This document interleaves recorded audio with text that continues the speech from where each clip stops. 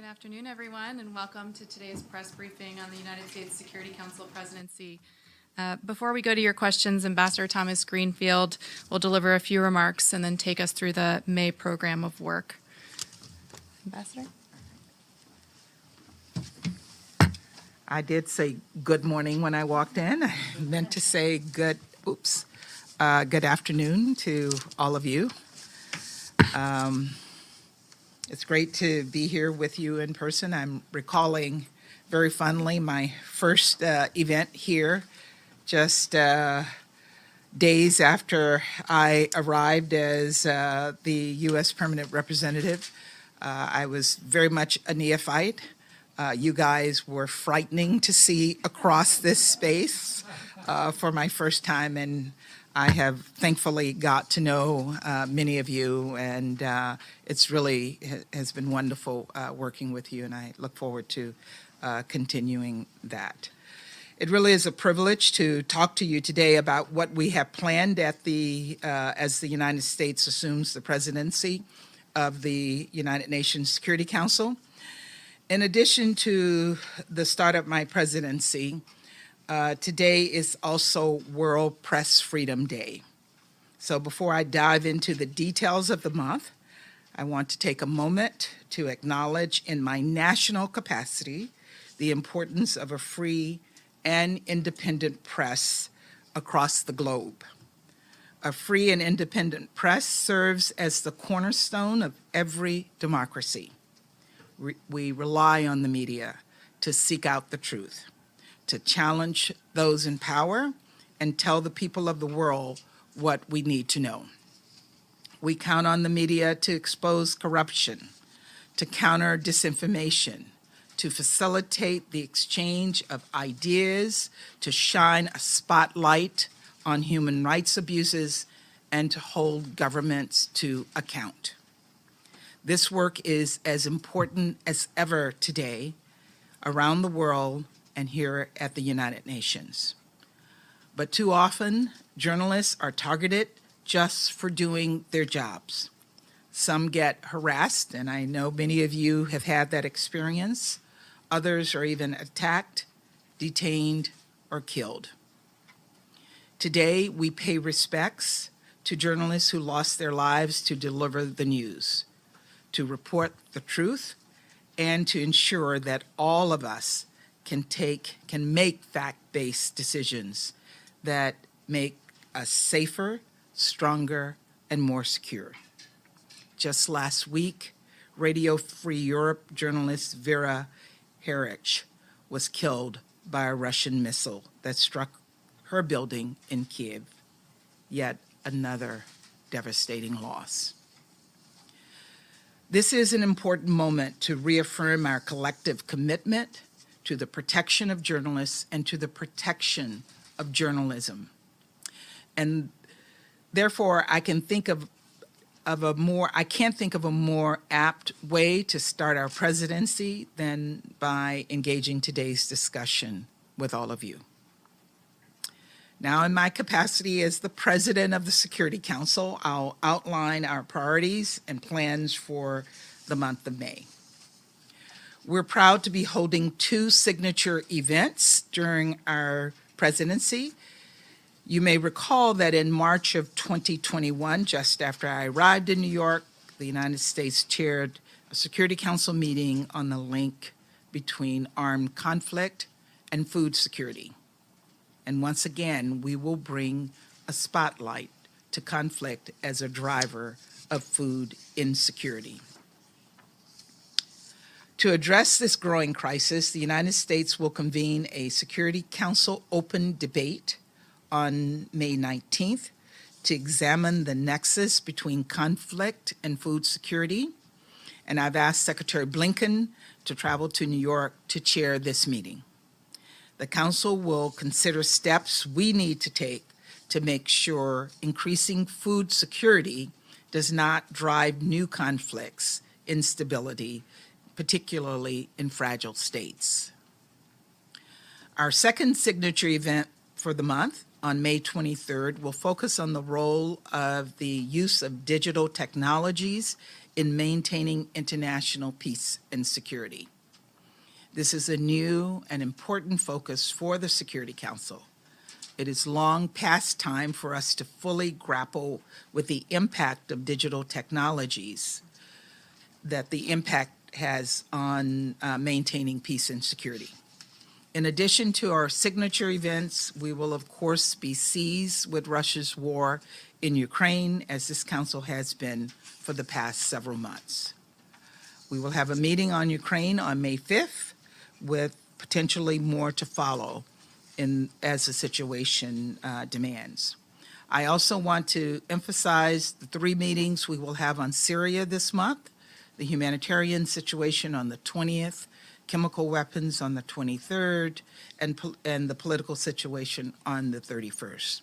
And I'd like to highlight the annual debate on protection of civilians on the 25th. The debate takes on heightened importance given the attacks on civilians in Ukraine, but also in other conflicts around the world, like in Ethiopia, in Yemen, and Burma. And throughout the rest of the month, we will continue to hold other important, regularly scheduled meetings in the council, which you all have seen on our program of work that we adopted in the council this morning. In all aspects of the council's work this month, our goal is to ensure that women, peace, and security agenda is fully integrated, including country-specific discussions, and we also intend to include civil society briefers in every meeting we can and ensure that all briefers are protected from reprisals, full stop. Further, we are committed to promoting gender balance and striving toward gender parity and meaningful diversity among those we invite to brief the Security Council. I'd now like to make a few additional comments about the month and these meetings and events in my national capacity. On our first signature event on food security, many of you know this issue is personal for me. I've seen starvation up close with my own eyes. That famine and acute malnutrition are largely caused by war, sometimes intentionally, is really unacceptable. This is even more urgent today because of Russia's unconscionable invasion of Ukraine. Ukraine, as you all know, used to be a breadbasket for the developing world. But since Russia has spurned the largest refugee crisis in Europe since World War II, blocked crucial ports and destroyed civilian infrastructure and grain silos, desperate hunger situations in Africa and the Middle East are getting even more dire. This meeting of the Security Council will fall during a week of action that the United States will be launching to address food insecurity across the globe. As part of that, on May 18th, on the eve of this crucial Security Council meeting, Secretary Blinken will chair a global food security call to action ministerial here in New York. This meeting will take place at the UN and will include foreign ministers from many regionally diverse countries to review urgent humanitarian needs and take steps to build future resilience. Important work is already underway on this topic in other international fora, including the G7. Our intent is to expand the circle, including both donors and countries most affected by the spike in food insecurity. The UN is the right venue for such a meeting, especially given the role of UN agencies in meeting humanitarian needs and implementation of solutions. We cannot look away from the millions who are worried about where they'll find their next meal or how they'll feed their families. With respect to our second signature event, I want to add that peace and security has been completely transformed by digital technology, for better or for worse. We know how these tools can be abused to spread disinformation, restrict access to information, and deny human rights. but we also see opportunities to use digital technologies to do tremendous good. Digital tools can help to identify emerging threats. It can protect civilians and civilian infrastructure and reconnect and reunite displaced peoples with their families. They help prosecutors collect evidence to build cases for war crimes, and they connect refugees to host families and employment opportunities. And they help us better prepare peacekeepers to deploy in the field and improve our ability to engage different stakeholders in peace talks. As the world pursues a digital future that is open, secure, interoperable, accessible, and reliable, we have to be mindful of both the benefits and the risks of digital technologies. Our signature event on digital technology and international peace and security will contribute to the Council's understanding of the evolving landscape. And it will offer a chance to share national perspectives as well as best practices, highlight the importance of capacity building, and help us all identify ways the UN can continue to adapt its efforts. I also want to add a word on Syria. The dire humanitarian situation facing millions of Syrians remains another significant priority for the United States. And in addition to the 3 meetings we will hold in the Security Council this month, I want to share that in the coming weeks, I intend to travel to the region once again for an update on the life-saving aid flowing through the cross-border mechanism that was reauthorized unanimously by the Security Council last July.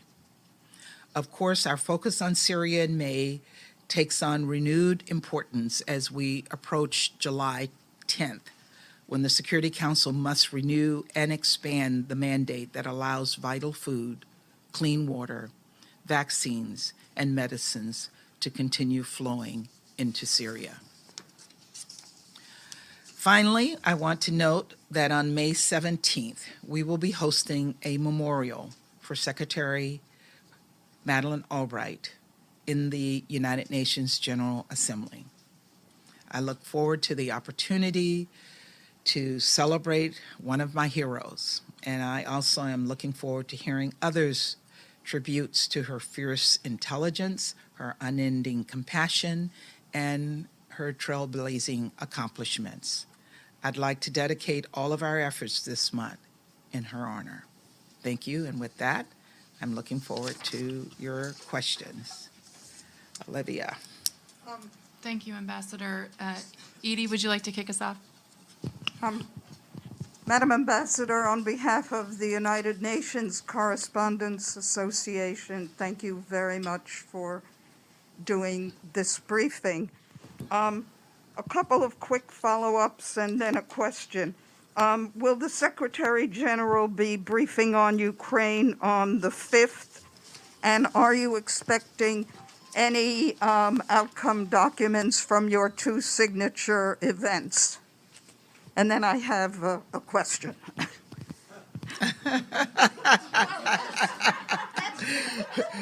That's just my question is, given the criticism that the United Nations, especially the Security Council, has come under internationally for not being able to do anything significant to stop the war in Ukraine, I wonder if there is anything else that the United States is planning, perhaps in the GA or elsewhere, to try and bring this war to an end. Thank you, Edie, for all 3 of your questions. We have invited the SG to speak on the 5th, and he has accepted to speak. In terms of outcomes from our signature events in the Security Council, we're not planning for any outcome documents to come out of those events. And in response to your question about the criticism of the Security Council not being able to stop the war, and if there's anything else we are planning, I think while it has been a challenge, the Security Council has been extraordinarily successful.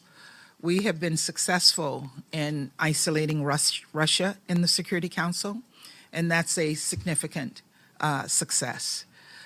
We have been successful in unifying the voices condemning Russia in the General Assembly, but it came about because there was so much support for it in the Security Council.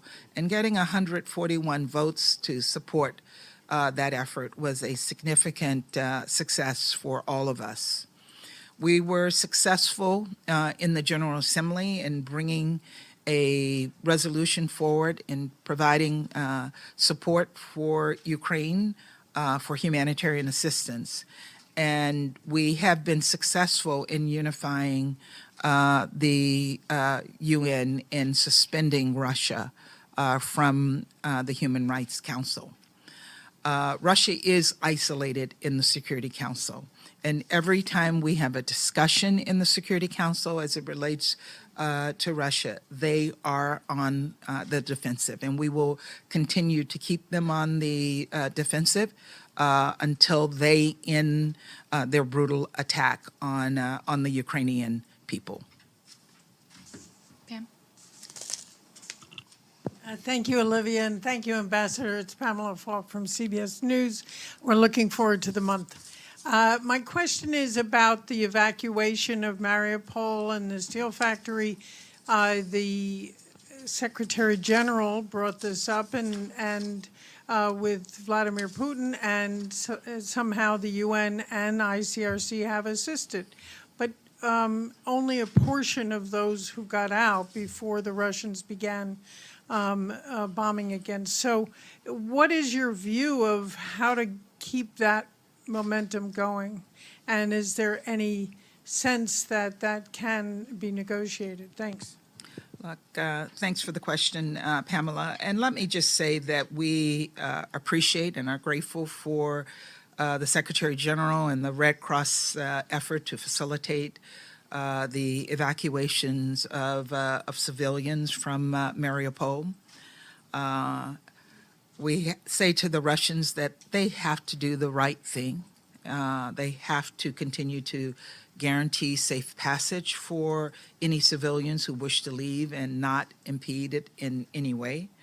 And they must also allow deliveries of humanitarian assistance, particularly food and medicines, to those who are left behind, as well as safe passage for volunteers who have gone in to help those individuals.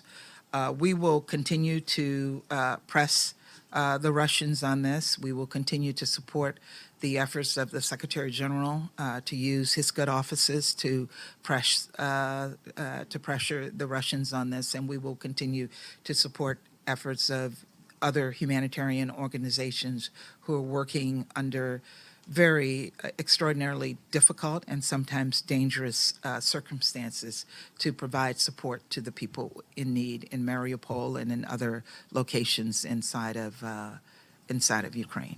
Thank you. James? James Bays, Al Jazeera. Can I ask you how the situation in Ukraine is affecting the Council's work overall? Has it altered the tone?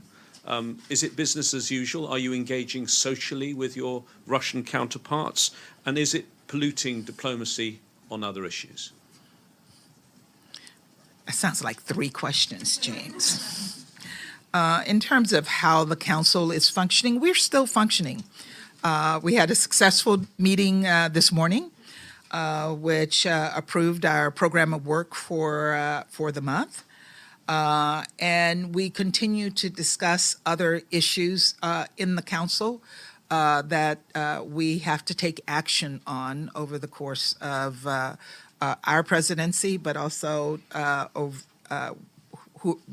depending on whoever is president. I will say that the tone within the Council has become somewhat muted. I won't say that there are no fireworks that are going on that are different from the fireworks that we always have. We are as strong on our views, whether it's Ukraine or other parts of the world, and other council members are equally strong. But I have noticed that we're somewhat muted, particularly when we are outside the council. I think on the social side, there's a sense of discomfort. And I think, fortunately, in the past few months, there have not been any large social engagements that we've been required to participate in where we have to be diplomatic and smile. But I do look forward to continuing to try to move the council forward during my month as president to deal with the issues of peace and security across the globe and make some positive impact. Michelle? Thank you. Thanks, Ambassador. Michelle Nichols from